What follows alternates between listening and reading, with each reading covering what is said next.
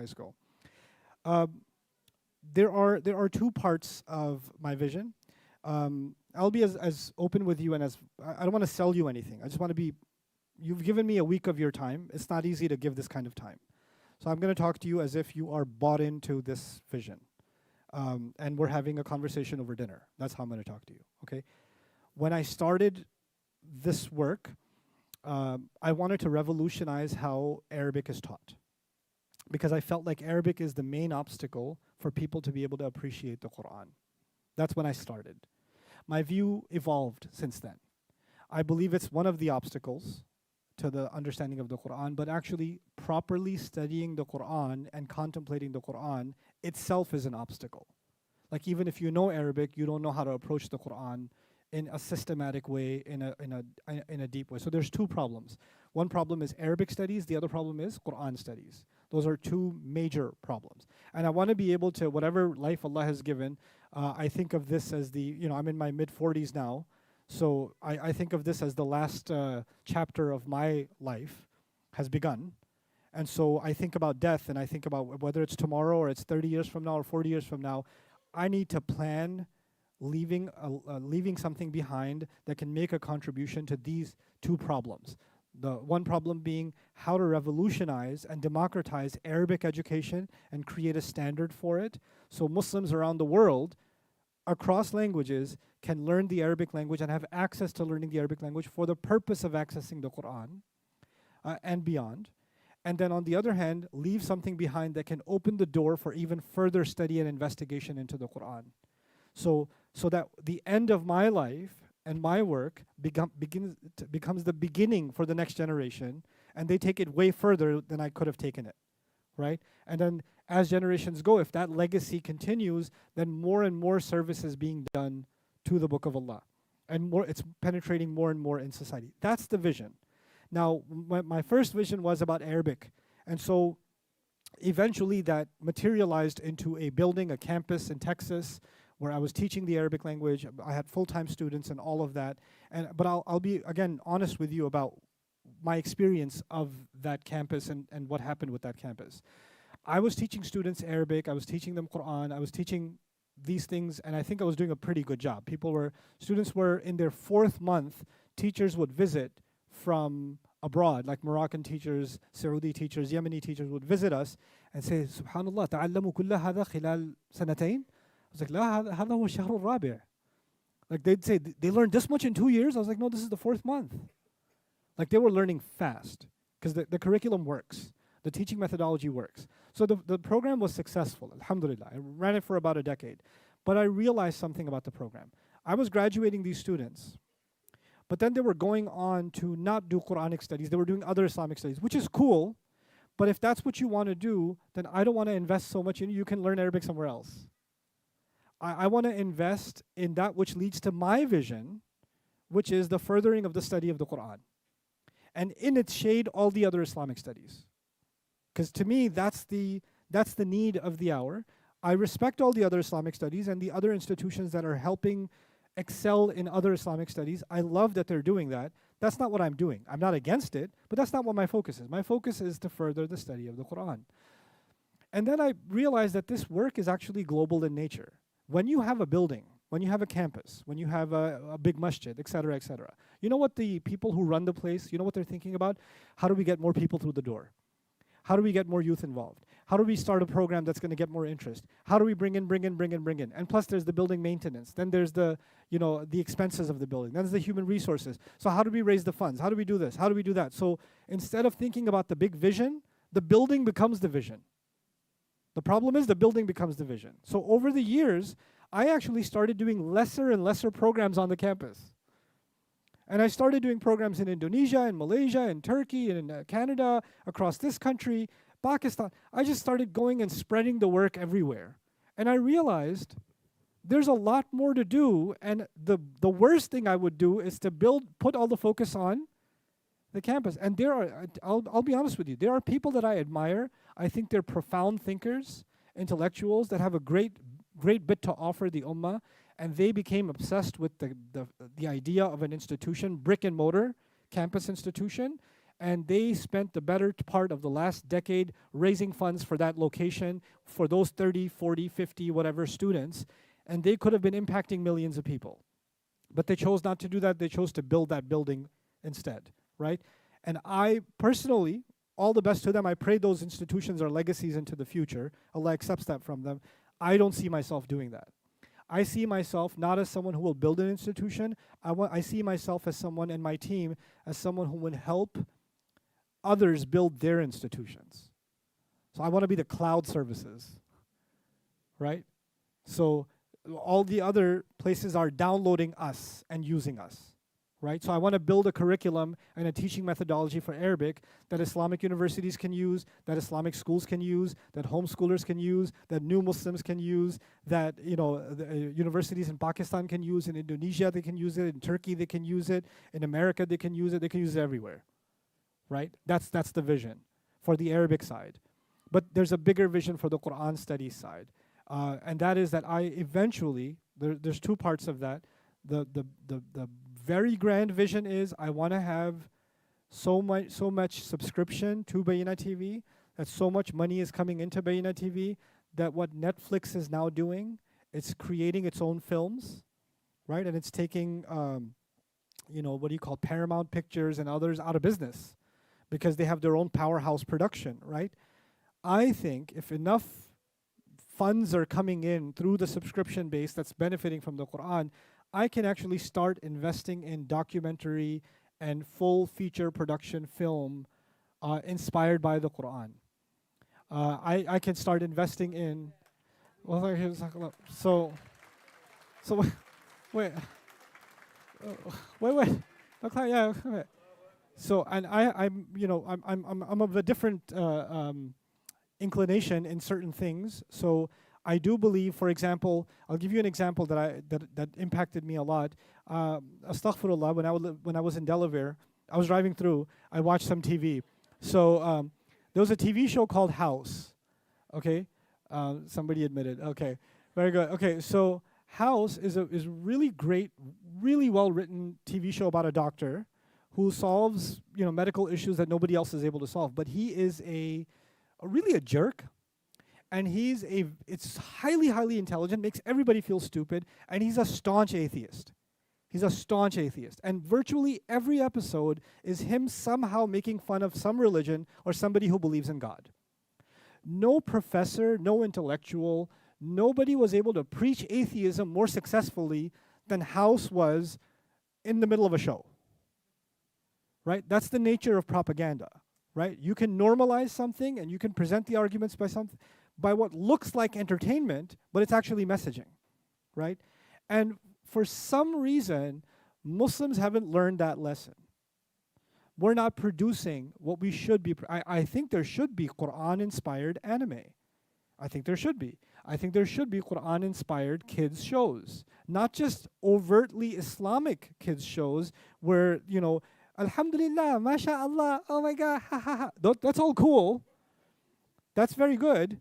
But also stuff that even a non-Muslim can watch. They won't even know it's Islam until it's too late. You understand what I'm saying? Because you won't even know this show is about LGBT until it's too late. That's what they do. Because they have a very successful media strategy. We need a media strategy. And that's maybe 10, 15 years down the line when we have enough of a subscriber base. But I wanna get into that space because there's creativity needed in that space on multiple fronts. Okay? But let's come that's way later. Now let's come a little further back. I want to be able to finish. My primary objective is I want to be able to finish my commentary on the Quran, because I think with the team and with the growing compilation that's happening and the perspectives that we're gaining, I think a lot of people will take some of the work we're doing and they're going to add to it in some amazing ways. Because if I'm talking about like Surah Al-Qiyamah, I was talking about consciousness, and there was a neurologist who was finishing his PhD research, was listening. He came up to me and shared things with me I would never have imagined. And I can imagine 5 years from now, he'll be writing a paper, producing a documentary on consciousness inspired by Surah Al-Qiyamah, the seeds of which were in this lecture, but the fruits are something revolutionary 5 years down the line, right? I was talking about the divorce, right? There may be an experienced divorce attorney, a counselor, maybe an arbiter, maybe a judge, a county judge, somebody listening to this stuff, and they might be able to introduce legislation one day. They might be able to produce papers on this stuff one day, do an investigative journalistic piece on, maybe even revolutionize how some of these policies are implemented, not only in the West, but even in the Muslim world, right? All of this is possible, but it's possible if we make this stuff, we finish this work. We've got to finish this work. Now the challenge is this. Here's the challenge. Quran week, 1 week. How big is Surah Al-Haqqa? How many pages, Huh? It's a page and a half, 2 pages. 7 days. As 50% of the Quran is done. And what's going to happen if I get to Surah An-Nisa? I can't do Quran live. I'm going to do Quran week. Right? So I can't, and it doesn't make sense for me to do Quran week ayah number 1 to 4 in Maryland and then do 5 to 8 in Sydney. It doesn't make sense. Right? So I have a plan. It's crazy. Well, I have a plan. Because the plan, for me, any plan has to be the vision is first and the plan comes second. Because a lot of times in our institution, the plan comes first. And the vision, what? There's a vision too? So here's the vision and the plan. The plan is I want to start teaching Quran studies and Arabic studies to a batch of students for 10 months at a time. So I'm going to reinstitute the full-time Dream program in 2026 when I'm done with the Quran week surahs. So it's going to take me all of 2024 and 2025 to finish these surahs. And in 2026, inshallah, I'm going to start a full-time program for 10 months where I'm going to go through one of, like, maybe it's Surah An-Nisa, because 10 months is enough time. And if I have 10 months of one group of hostage that have to go through the whole thing, I can do that. But I will teach them Arabic also. I'll teacher train them too. Meaning I'll teach them to become teachers. But I don't want to, because I already got rid of my campus. So I'm not going to do it on a campus, not on a Bayyinah platform. I'm going to go to a partner community somewhere, one community in the US for Surah An-Nisa. Wait, hold on. There's lots of candidates. Michigan's a candidate, Texas is a candidate, Minnesota's a candidate. There's a lot of candidates, and Maryland's a candidate. They're candidates. No, hold on. Don't get excited. Let me finish that's not the plan. Let me finish the plan. So I'm going to do a surah, but I don't want many students. I want students that I can say even from 2024 right now, hey, this is happening in 2026. Show me that I should be investing 10 months of my life into you. Show me how invested you are. Finish my entire Arabic curriculum that's already online. Finish the entire concise commentary. Show me that you've done the work. So I can take you further than you couldn't have gone on your own. I want to take, and what I'm hoping for is in every community, there are some young men and women that are activists.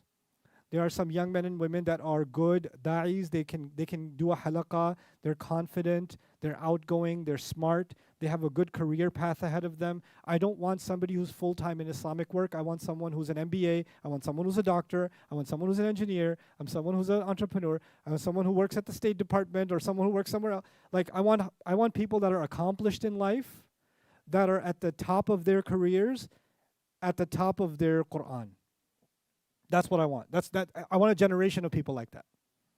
I want a community where all these young men and women that are in their 20s and 30s, by the time they're in their 20s and 30s, they have their master's, PhD, whatever education they have, they're successful in their careers, and if there's every week a halaqah can go on by any one of those guys, they can give an excellent khutbah. They can get up and give a khutbah excellent. And every one of them can pull it off. Because they know their Quran studies, and they have the path to deep Islamic studies. So I want to create that. I also want to do this in a way that I will do it once. Like let's just say I picked Maryland, hypothetically, right? And I did it once. I did Surah An-Nisa. After 10 months, I'm going to leave. I won't come back. I'll come back to visit, but I won't come back for the full-time program. I expect that the people that I trained will carry that on. I want every community to carry its own weight. I want to come teach how to fish, but then you carry on fishing yourself. I'm going to go the year after that, I'm going to go to Jakarta, and I'm going to train those teachers for a year and teach Surah Al-Ma'idah there. Train those teachers, leave. And then I'm going to go to Islamabad, and I'll spend 10 months there, teach a bunch of kids there, do the teacher training, get them running in whatever institution I partner up with, and leave and go to Malaysia the next year. And so the big surahs, each surah will become a location where I hopefully do some teacher training, create a chain of, and then I want to take all of these newly indoctrinated cult members from all over, and I want to connect them to each other. I want to be able to build an alliance of these people, a network of these people that can then, inshallah, further each other also and build also. So that's kind of my crazy idea, inshallah, from 2026 onwards, inshallah ta'ala. If you're thinking you want to be a part of that, because my guess is the first of them, at least 2026, is going to be in the U.S. Whether it's in Maryland or not is not the problem. Don't think, oh, it needs to be here. No, if it's not here, no. If that's your attitude, you're not fit for what I'm hoping to do. If you see yourself being a part of the Quran, the restoring Quran in the society legacy, if you want to be a part of that along with me and my team, then I want you to become very serious about your own personal growth. And understand, this is the last thing I'll share with you, I don't think that the Quran will penetrate society, Muslim and non-Muslim, until we abandon secularism. Again, what is secularism? People of religion have their own world, and people of profession have their own world. Until we bring that together, so our doctors and our engineers and our accountants and our contractors and our business people are well educated in the Quran also. And so our khatib is not just looked up to because they're a khatib, our khatib is also looked up to because they're killing it in every part of their life. They're executing on all, on all cylinders. They're firing on all cylinders. They're either an elite athlete or they are a professor at a university. They've got their own thing too. And on top of that, they're doing this. That will become the best of deen and the best of dunya. Isn't it? The Rasul of Allah sallallahu alaihi wasallam had high credibility in Mecca before he was a prophet. Why? Because he was doing business. You know where credibility comes from? From doing business. He wasn't at home, not doing anything. He was engaged in business transactions. And because when you do business the right way, you build a name for yourself. You build credibility for yourself. Islam will not enter into the hearts if it's not coming from people that don't have credibility, and credibility comes from your dealings with the people. It doesn't come from your appearance, it doesn't come from your education, it comes from your dealings. So the people that are actually in the depths of society are the people that need the word of Allah the most, and they're in the best position to share the word of Allah. They're in the best position to share it. So that's inshallah the vision. And it's a long-term vision, because my eventual goal, what I'm going to plant in these people's minds is, I don't want you to become a doctor. I want you to become the head of the hospital. I don't want you to become the pharmacist. I want you to own the pharmaceutical company. I need you to be the CEO of the pharmaceutical company.